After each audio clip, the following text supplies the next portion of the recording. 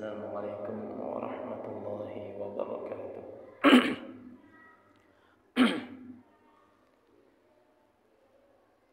Nahmaduhu wa nusalli wa nusallim ala rasulihil karim. Allahumma ihfaz qawli minal khata waj'al fihi ar-ridha.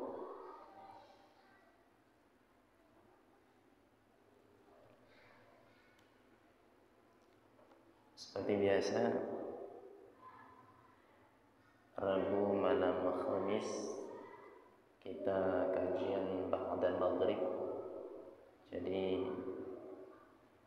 dalam sepekan ada dua schedule atau dua jadwal. Pertama, Senin malam Selasa dan Rabu malam Khamis kajian maghrib. Kita membahas ilmu Islami, baik itu tarikh atau sejarah, kemudian tadabbur Al-Quran, kemudian fikih. Maka dari itu barangkali di luar sana ada saudara kita yang ingin bergabung ikut kajian maghrib, catat waktunya, yakni hari Senin dan hari Rabu. Senin malam Selasa, Rabu malam Kamis, dari ba'da maghrib sampai dengan Isya.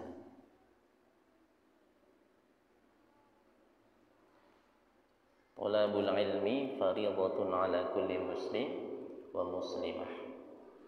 Menuntut ilmu hukumnya wajib bagi muslim maupun muslimah, laki-laki maupun perempuan.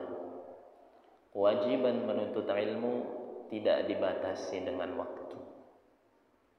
Artinya, selagi kita dikaruniakan waktu oleh Allah Subhanahu wa taala, maka selagi itu pula kita diwajibkan menuntut ilmu.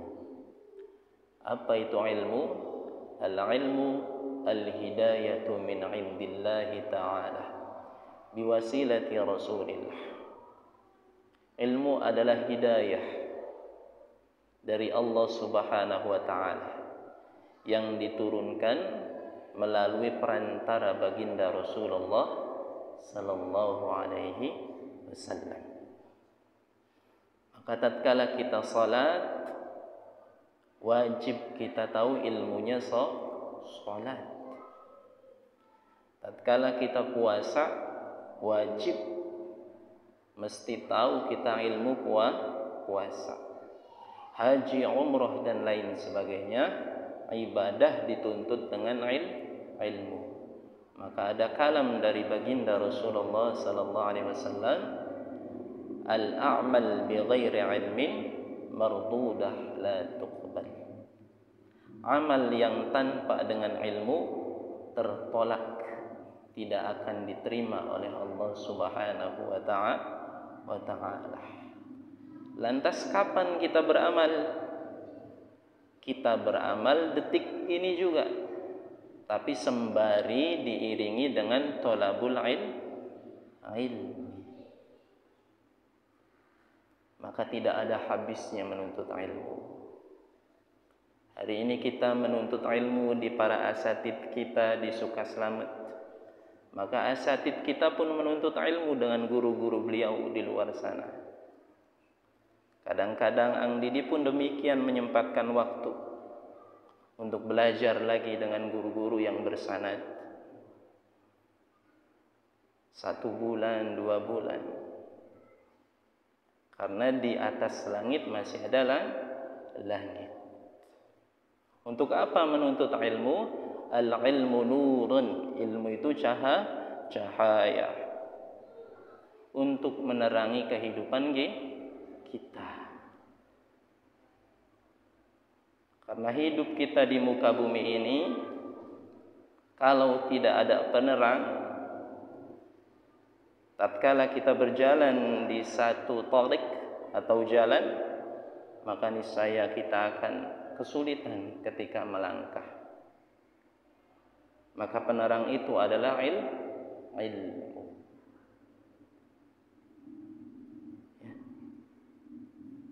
Maka hari ini insyaallah kita akan melanjutkan tadabbur kita surat Al-Baqarah ayat 92 93.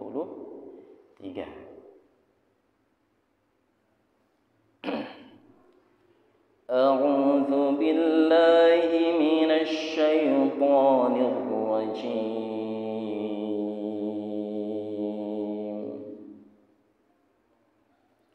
Wa laqad ja'akum Musa bil bayyinat thumma ittakhadtumul ijla min ba'dihi wa antum zalimun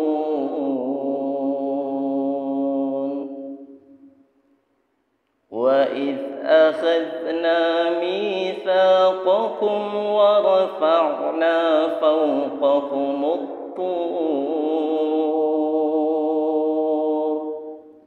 khudhu ma atainakum biquwwatin wasma'u qalu sami'na wa 'asayna wa ushribu fi qulubihimul 'ijla bikufrihim qul bi'sa ma ya'murukum bihi imanukum in kuntum mu'minin. Al-ayah. Walaqad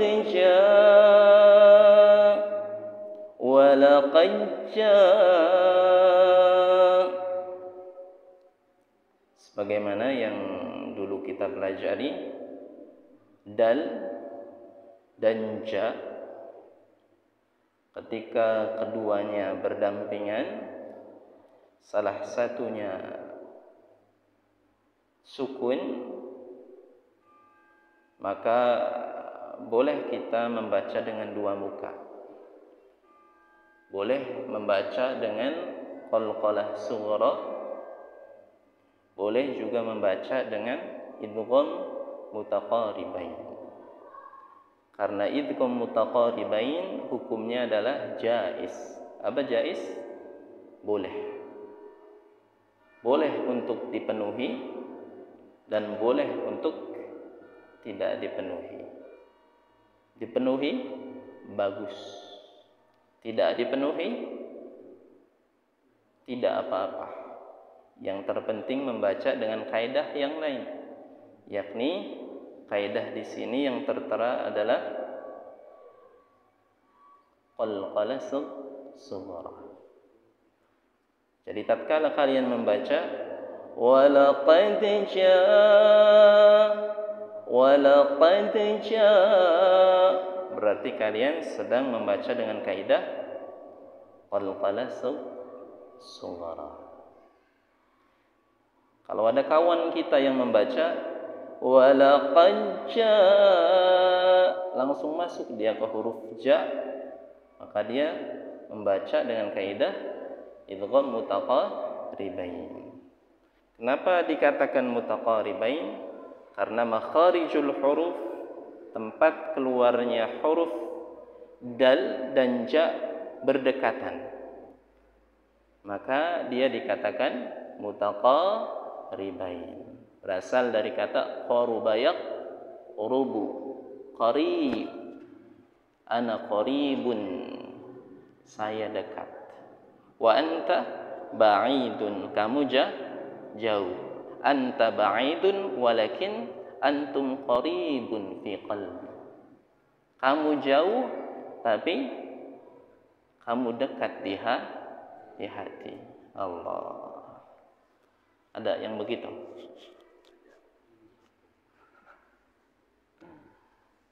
Jauh di mata, dekat di hati.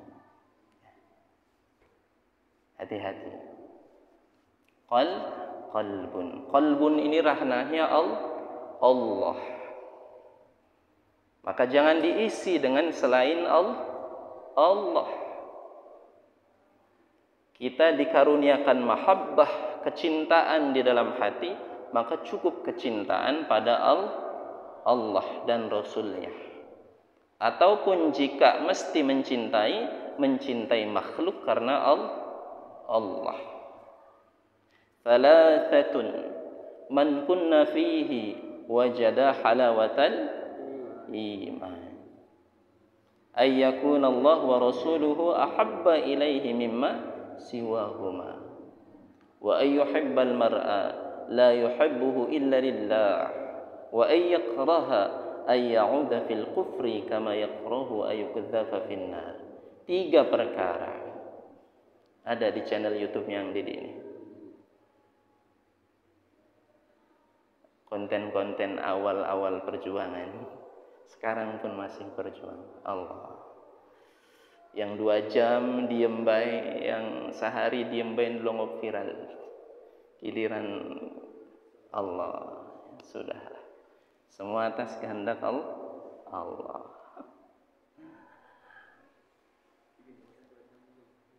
3 perkara.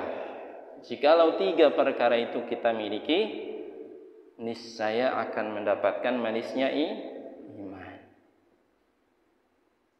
Pertama, mencintai Allah dan Rasulnya lebih dari apapun. Kedua,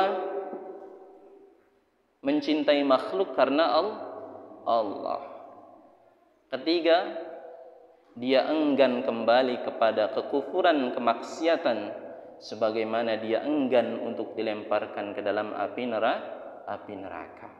Maka kalau sudah 3 perkara itu ada di dalam diri kita, niscaya kita akan merasakan manisnya iman.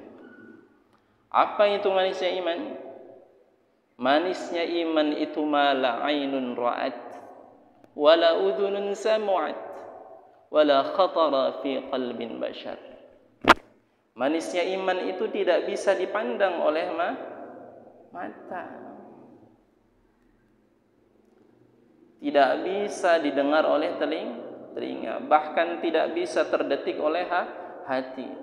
Karena manisnya iman merupakan salah satu nikmat surga yang Allah karuniakan di muka bumi ini. Hatinya akan lapang sekali.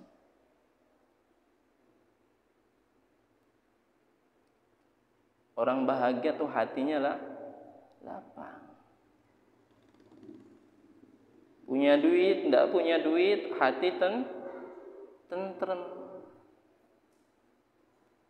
Bisa makan, enggak bisa makan, hati enak. Pakai baju bagus, pakai baju sederhana, hati tetapnya nyaman. Kalaupun satu saat dia dikaruniakan menangis, tapi menangis bahagia. Sudah belum merasakan seperti itu?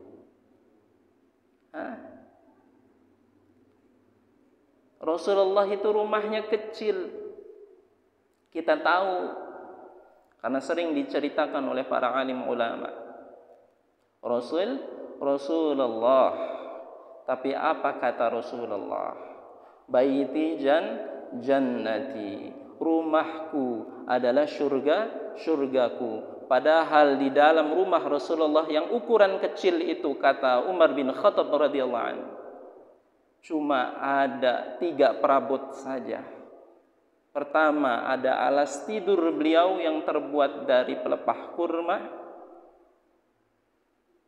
Kedua, ada gerabah tempat makanan yang kadang-kadang ada.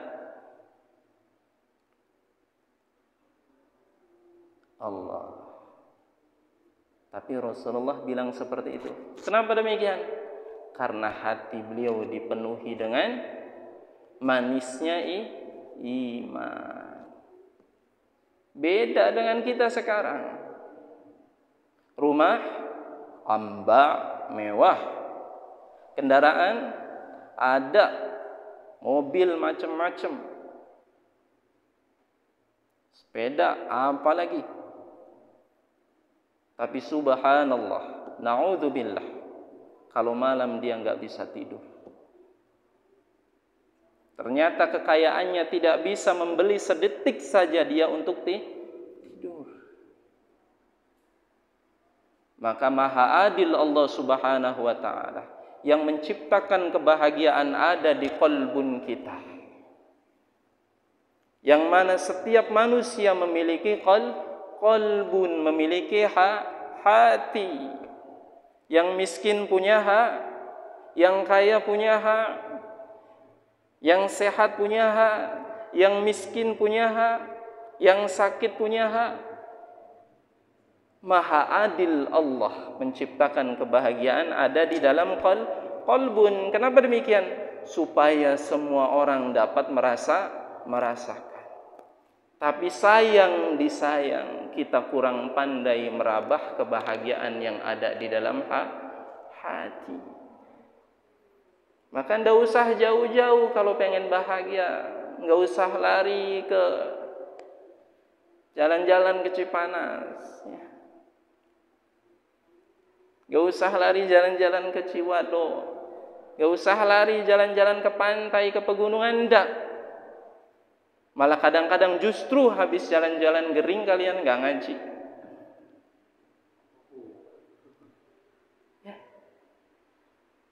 Bahagia itu ada di sini. Kapan bahagia datang? Sekarang. Yuk berubah. Jadikan hati ini menjadi hati yang tawaddu, yang merendah diri di hadapan Allah Subhanahu wa ta'ala. Jadikan hati ini yang pandai bersyukur atas karunia yang Allah berikan kepada kita. Maka dengan demikian kita akan merasakan manisnya iman. Walaqad ja'akum Musa, dan sungguh telah datang kepada kalian Bani Israel Musa,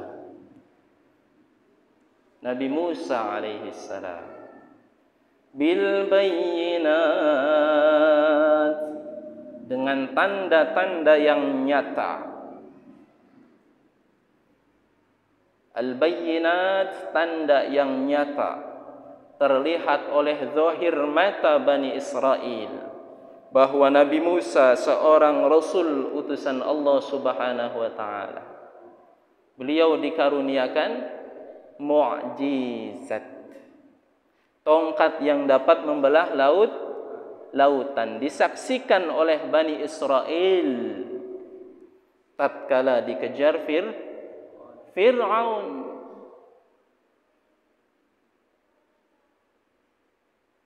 Maka bukti ini disebut dengan al-bayyinat.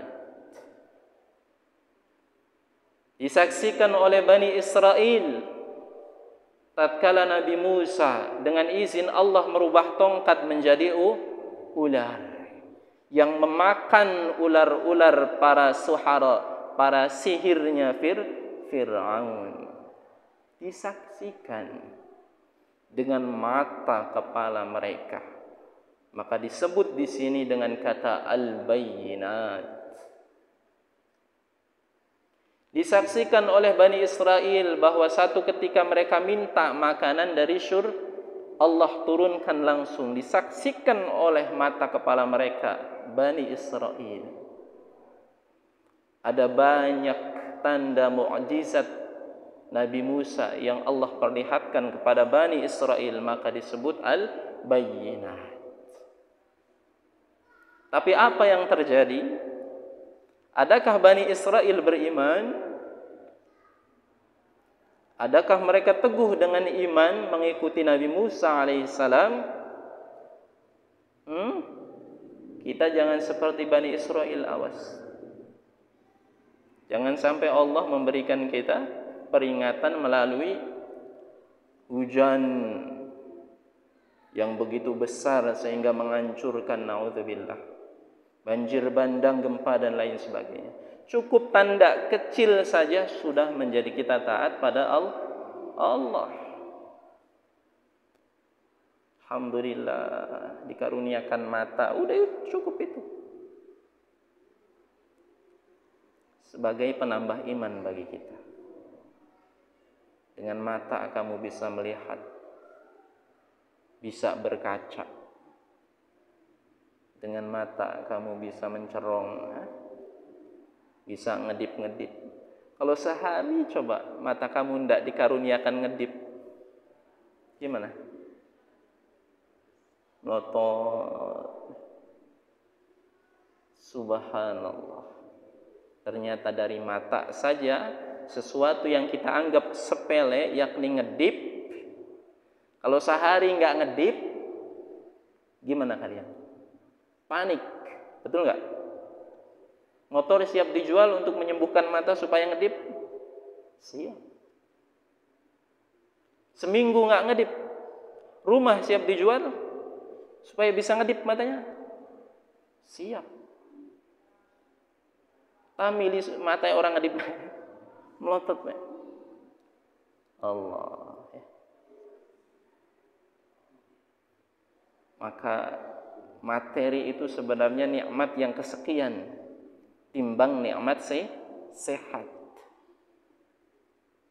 Dan nikmat sehat itu kesekian timbang nikmat iman.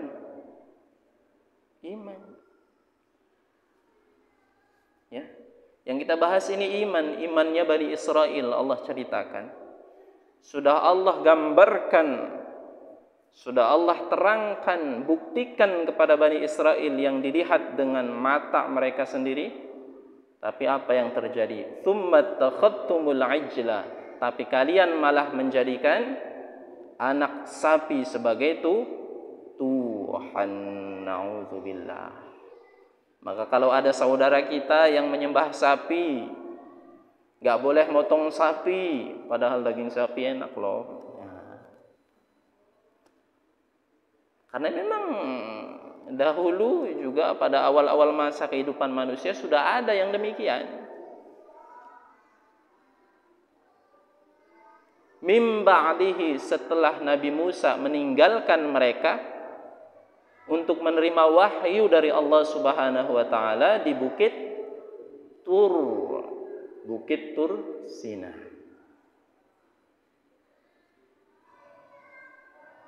Wa antum zalimun, kata Allah, sungguh perbuatan kalian sebenarnya menzalimi diri kalian sendiri. Sudah menyaksikan berbagai macam mukjizat yang Allah karuniakan kepada Nabi Musa, tapi ditinggal sebentar saja, 40 hari tepatnya, mereka sudah tidak menyembah Allah lagi, malah menyembah sapi yang dibuat oleh Samiri.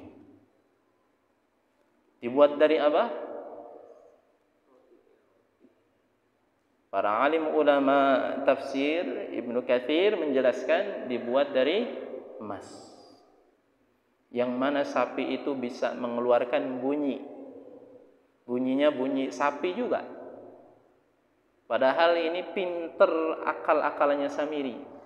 Jadi di dalam sapi itu ada ruangan, ya, dimasukin macam kayak selang, kemudian tatkala angin masuk, itu keluar suara yang persis seperti bunyi anak sapi. Dibodohi mereka oleh Samiri. Akhirnya mereka menyembah sapi yang terbuat dari emas. Dari emas. Alhamdulillahirabbil alamin. Sudah masuk waktu Isya, nanti kita lanjutkan di kesempatan yang selanjutnya. Kita tutup dengan doa kifaratul majlis. Subhanallah bihamdihi, subhanallah bihamdika, asyhadu an la ilaha illa anta, astaghfiruka wa atubu ilaik. Khairul kalam, wassalamualaikum warahmatullahi wabarakatuh.